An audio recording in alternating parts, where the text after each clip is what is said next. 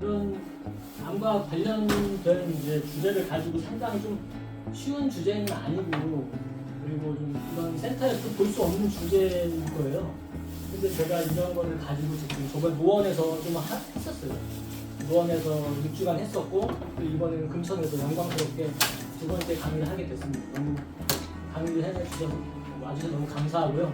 제 생각에 선생님들이 좀 많이 그렇게 학구적이고 아마 이런 성향이지 않을까 배우려고 하시고 그리고 또 이제 암과 좀 안타깝지만 암과 좀 관련된 그런 입장에 계시지 않을까라는 생각이 들고 있습니다.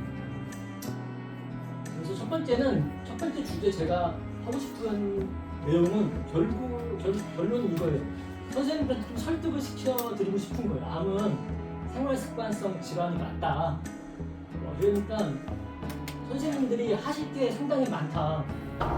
단순히 뭐 표준치료 병원에서 하는 것뿐만 아니라 선생님들께서 조금만 암에 대해서 아신다면은 선생님들이 하실 게 많다라는 걸 알려드리는 게 1강에서 할 때 좀 어려운 부분도 있고 한데 사실 그런 어려운 부분들은 좀 모르셔도 돼요. 나중에 좀 천천히 이해하셔도 되고. 반갑습니다. 그래서 1강의 주제는 암은 생활습관 질환이 맞다 라는 걸 제가 설득을 해드리고 싶어요. 안 될 수도 있는데 최선을 다해서 경험자고 와이프가 경험자고 그리고 계속 공부하는 입장에서 설득을 해드리고 싶고요. 그래서 오늘 1강은 이거고요. 이제 소개랑 이제 전체 강의 진행 사항을 설명을 할 거고요. 그리고 암이 왜 발병했는지 그런 여러 가지 기전에 대한 내용들이 있어요. 그런 게 어떤 게 합리적인 게 있고 그리고 암이라는 게 무엇인지 좀 알아보면 좋겠다라고 해서 1강이 했는데 아내가 이걸 듣고 1강이 제일 어렵다. 왜 1강부터 이렇게 어렵게 했냐. 약간 좀 사람들이 좀 떨어져 나가지 않을까 걱정을 많이 하셨어요. 그래서 근데 노원 강의의 피드백을 받아보면 1강이 어렵긴 한데 다른 암 강의들에서 알려주지 않은 이런 내용들을 알려줘서 상당히 좋았다라고 얘기하시는 분들이 많았고요. 그리고 상당히 좀 진지하신 분들이 많이 오시더라고요. 물론 뭐 레크레이션을 하는 자리가 아니잖아요. 그래서 오히려 좋았다라는 내용이 있는데 최대한 쉽게 설명을 해드리겠습니다. 그리고 1강 1주 첫 번째 예전에는 제가 저만 막 혼자 내용을 떠들었어요. 근데 70슬라이드가 70페이지여서 내용이 상당히 많아요. 2시간 반 동안 저 혼자 떠들어도 끝나더라고요, 겨우. 근데 생각해보니까 제가 아무리 말을 많이 한다고 해도 제 머릿속에 다 집어넣을 수 없는 거고 그걸 뭐 박사가 될 것도 아니고 그래서 저는 이번에는 조금 더 선생님께서 질문을 많이 하고 선생님들의 생각을 좀 들으면서 다 못해도 되니까 그렇게 좀 했으면 좋겠다는 생각을 갖고 있는데요. 혹시 그게 좋을까요, 선생님들? 예, 좀 이렇게 소통하면서 선생님들도 아시는 게 많고 해주실 말씀이 많으실 거예요. 질문을 해주신다고 제가 질문하지 마세요 뭐 이런 거 없으니까요. 언제든지 궁금하거나 아니다 라고 하시는 거는 편하게 얘기해 주시면 너무 감사하겠습니다. 그래도 저희 4강 동안 이제 어느 정도 그런 뼈대가 있어야 되는데 이 뼈대는 제 커뮤니티에서 있는 그 암 환우들이 모여가지고 이 책을 번역을 했어요. 한 700페이지짜리인데 1년 이상 걸렸어요. 그것도 이제 캐나다에 이제 넬 맥킨이라는 그런 박사가 있는데 그분이 이제 임상 40년 경험과 논문들을 분석해서 책인데 환자와 의사를 위한 암치료 백과사전이라고 정말 내용이 방대해요. 그래서 그 중에서 좀 핵심적인 내용만 설명드립니다. 저라는 사람이 뭔데 암에 대해서 설명을 하고 있냐 라고 좀 이렇게 의사냐 약사냐 그런 거 있는데 우선 저는 저에 대해 소개를 하면은 저희 아내가 우선은 2016년에 자궁경부암 2기 A로 진정 시작해서 2019년에 폐로 전이가 됐습니다. 사기가 되었죠. 그런 과정에서 이제 그 전까지는 표준치료만 믿고 잘 될 거야 희망적이게 살았는데 2019년부터는 그럴 수가 없더라고요. 그 생존율을 찾아봤는데 아시겠지만 다 이제 암 환자들이 그걸 먼저 찾잖아요. 그때 자궁경부암 폐전이 생존율이 2년 생존율이 17%더라고요. 그리고 평균 생존기간 23개월이고요. 이게 되게 충격적이었어요. 그래서 그때부터 막 사실은 무력회사를 10년 이상 다닌 이제 무력하는 사람이 있거든요. 그때부터 막 파기 시작했죠. 하면서 조금 지금 이제 진로를 바꿨는데, 뿐만 아니라 아버지는 폐암, 어머니는 이제 갑상선암하고 척추종양, 형은 위암이었어요. 그러니까 이제 제가 계속 신경이 가는 거예요. 사랑하는 가족들이 그런 거에 있으니까. 그러면서 이제 공부하고 블로그에 이제 계속 글을 쓰고, 건강 위한 블로그에 글을 쓰고, 논문을 해석하고, 사람들한테 커뮤니티 답변해주고, 그리고 이런 책을 번역을 하면서 이쪽으로 한번 일해보자. 근데 우리나라에서 의사랑 약사 아니면 사실은 의료는 안 되거든요. 제가 하는 건 의료가 아니에요. 지식을 좀 알려드리고 싶은 거고, 한림치유 지도사라고 약간 산에서 건강을 챙기자라는 국가에서 만든 공인 자격증이 있어요. 선생님들도 한번 딱 따보시면 좋을 것 같아요. 그걸 따가지고 그런 프로그램도 하고 있는 사람이에요. 프리랜서. 그런 사람들이고, 혹시 여기서 암 대사치료 카페에서 오신 분들이 계세요? 그분 선생님 거기서 오셨어요? 거기서 글을 보시고 오셨어요? 거기서 오셨어요. 나머지 분들은 그냥 이제 금천에서 오시게 된 거예요. 제가 이런 카페도 이제 암 대사치료 카페라도 부 매니저로 또 활동을 하고 있어요. 거기서 이제 사람들이 궁금해하는 거나 병원에서 이런 거 질문하면은 최대한 답변을 드리고 있고요. 2019년 와이프 이제 그때부터 열심히 활동을 하고, 이거는 2019년 4월에 발병을 했었고, 이제 6월에 제 블로그에 쓴 거예요. 그 전까지는 정말 암에 대해서 좀 수동적이었는데, 그 재발이 흔하게 발견되고 폐가암은 되게 순서가 있어요. 폐가암의 작은 경부암은 왜 순서대로 가요. 대부분 암들이 순서가 있어요.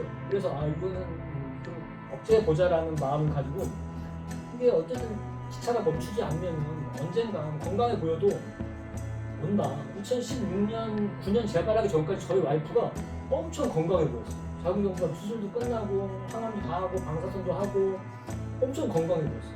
근데 그때 살이 엄청 포동포동하게 쪘어요. 잘 먹고 면도 좋아하고 이런 걸 먹으면서 살이 찌면서 사람들이 너무 건강해 보인다, 너무 좋아 보인다, 이럴 때 재발이 된 거예요. 그래서 좀 약간 충격이었고, 왜 이렇게 좋은 상황에서 암이 재발됐을까 라는 의문을 많이 가졌던 것 같아요. 그래서 오늘 이분은 아까 얘기했듯이 책의 저자 프로필인데, 캐나다 자율법 의학대학 설립 멤버고 자율법 의사회 설립 멤버. 우리나라는 의사와 한의사가 있잖아요. 캐나다나 미국은 약간 4가지 정도, 물론 MD가 의학박사가 가장 권위가 높아요. 그 아래로 자율법 의사, 정보요법 의사, 이런 의사들이 또 3군데로 나눠져 있어요. 그런 이제 자율법 의사들의 학문이고요. 이런 식이에요. 그러니까 암 환자가 엄청 많아요. 그래갖고 암 경험자라는 말도 그렇게 생긴 건데, 근데 경험하고 나서도 잘 사는 분들이 많이 계시고, 그렇기 때문에 좀 암에 대해서 제도권에서 해주는, 제도권이 아주 훌륭하죠. 우리나라만큼 잘 되는 건 없지만. 하지만 아니, 오늘 제가 습관병이다라는 걸 강조하고 싶은데, 습관병이라는 걸 알게 되면은 좀 많이 할 수 있는 게 있지 않을까. 그래서 계속 이런 강의를 하고 다니고 있습니다. 그래서 우선 1강은, 저는 원래 이거 6강까지는 다른 데서 6강까지 했어요. 근데 여기는 4강만 있더라고요. 근데 5강하고 6강은 제가 산림치유 산에서 나가면서 하기도 하고, 5강은 생활습관이란 뭐냐, 사람들이 몰라서 안 하는 게 아니에요. 아는데 못해요. 습관이라는 게 고착화되면 바꾸기 힘들고, 어떻게 생활습관을 바꿀 수 있느냐에 대한 게 5강, 6강이고, 1강은 오늘은 암은 왜 생활습관병이 맞냐라는 걸 설득해 드리고 싶고요. 두 번째는 암 치료 방법이 뭐가 있냐, 표준치료 이외에도 여러 가지가 있는데 되게 많아요. 근데 그걸 다 할 수는 없어요. 이 몸은 하나고 돈도 많이 들어가고, 뭐가 있냐, 표준치료도 제대로 알고 받아야 되는 거거든요. 의사들이 하는 소견서는 꼭 뛰어봐서 소견서가 무슨 얘기 하는지는 설명을 들어야 돼요. 근데 그걸 잘 모르시잖아요. 그리고 이제 암 하게 되면 암뿐만 아니라 여러 가지 합병증이 많이 생겨요. 그럼 합병증이 뭐가 있고 어떻게 관리할 수 있냐. 그리고 이제 가장 중요한 게 4회차인데, 재발방지 습관이라고, 음식, 운동, 수면을 통해서 암을 억제할 수 있다는, 재발을 억제할 수 있다는 그런 관련성이 있다는 논문이 많이 있어요. 그런 논문들을 토대로 방법을 알려드리고 싶은데요. 과연 암과의 전쟁 100년, 왜 100년이냐면은 4000년 전에 이집트에서도 있었는데 100년이라고 하는 건 항암제가 나온 게 100년이 됐어요. 배우고 겨자가스로 이제 머스타드 가스. 그게 이제 100년이 돼서 표준 치료라는 게 시작된 게 100여 년쯤 돼요. 우리가 승리하고 있을까요? 승리하고 있을까요? 암과의 전쟁에서? 아니라고 보시죠. 선생님은 어떻게 보세요? 저는 일부는 승리하고 있다. 아 맞아요. 솔직히 5년 생존율이 증가하고 있어요. 그리고 아주 저도 뭐 표준 치료를 부정적이라고 얘기하는 사람은 저도 안 받았겠죠. 저희도 안 받았죠. 다 받았어요. 근데 조금 오늘 설명하고 싶은 주제는 조금 그래도 약간은 이런 얘기를 하고 싶은 게 과연 승리하고 있나. 아까 얘기했던 암 환자는 21명당 1명으로 엄청 많아요. 그리고 이거는 이제 신규 계속 늘고 있어요. 이거는 코로나 때문에 병원에 안 갔기 때문에 진단이 좀 덜 된 거라고 보고 있고요. 뉴스에서도. 계속 증가하고 있어요. 아까 선생님들이 단순히 암 환자가 아니지만 관심 있어서 오셨잖아요. 주변에 친구들이 많잖아요. 나도 이제 안전하지가 않다는 걱정이 있어서 오신 거잖아요. 그런 게 있다. 맞아요. 선생님 말씀대로 5년 생존율이 증가하고 있어요. 이렇게 5년 생존율은 증가하고 있어요. 그런데 매년 사망자 수는 더 증가하고 있어요. 매년 사망자 수랑 매년 암 진단자 수는 더 증가하고 있어요. 그래서 5년 생존율이라는 말은 상당히 아름다운 말이죠. 5년 생존율에 대해서 설명해 주실 수 있어요? 보통 이제 암이라는 게 진단을 받고 이런 표준치료를 지나서 5년 정도 지나면 대체적으로 다른 암들은 이제 재발이나 전이 확률이 현저히 떨어진다. 떨어지죠. 네. 그래서 그러니까 그 재발이 안 된다는 게 아니고 현저히 떨어진다는 얘기고 그리고 5년이 지나서 그 사이에 재발돼서 5년 시점에 치료받을 수 있건 생존자고 그렇죠. 그건 생존자로 잡히죠. 5년 생존율이라는 그다지 의미가 없는 거고 유방암 같은 경우는 재수 없으면 제일 22년 만에 재발되는 걸 봤어요. 유방암 10년 생존율. 네, 보통 이제 유방암 10년까지 보는데 가장 울었던 분은 1988년도에 수술 받고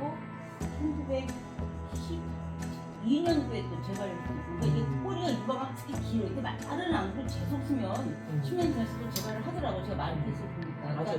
그리고 그렇고 제가 생각하기에 저게 그 환자가 늘어나고 또 저렇게 사망자 늘어나는 건 두 가지를 보거든요. 우리 예전에 할아버지 할머니 시대에는 암 검진이 없었어요. 맞아요. 그러니까 어떤 증상이 나타나서 아이고 앞에서 병원 가면 대부분이 말리고 그렇죠. 대책도 없고 뭐 힘들게 치료받다 돌아가시고 이게 대부분이었거든요. 옛날에는 암은 진단만이 암이 선고 사람 선고 받는 것이었고 근데 지금 같은 경우는 저렇게 환자 늘어나는 것도 또 저는 그렇게 보는 게 있을 조기 검진이 가능하잖아요. 사실 폐치검사가 우리가 도입된 것도 그렇게 오래 안 됐으니까 그러니까 검진을 많이 하니까 조기 발견이 되는 거고 그러니까 옛날에 조기 발견이 없으니까 갈 때까지 가서 말대의 병원에 갔으니까 그러니까 조기 발견이 많아서 암 환자가 늘어나고 또 하나는 암이라는 게 아무래도 인체가 노화가 됨으로써 사실 암 인체가 노화되면 사실 이 세포 자기 복제하는데 문제가 생겨서 암세포로 전이되는 거니까 그런 두 가지를 보는 게 하나는 조기 검진이 늘어난 거 하나는 평균 수명이 늘어났다는 두 가지로 이렇게 많이 아세요. 많이 아시죠? 선생님이 강의하실 정도로 많이 아세요. 대부분 많이 아세요. 암 환자들은 관심이 많으니까. 그 5년 생존율이 증가했다는 거는 약이 좋아졌다라는 거는 약은 100년 전 거 알겠어요. 근데 약에 대한 부작용 관리가 좋아졌다. 또 진단을 더 빨리 하게 됐다. 그래서 더 5년이 더 잘 채울 수 있겠다. 하지만 5년하고 하루 이후에 죽어도 5년 생존율에 들어간다.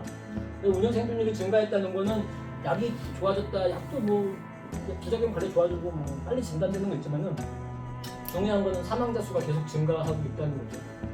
그래서 아주 누구도 그렇지만 암을 아직 정복했다는 말은 없잖아요.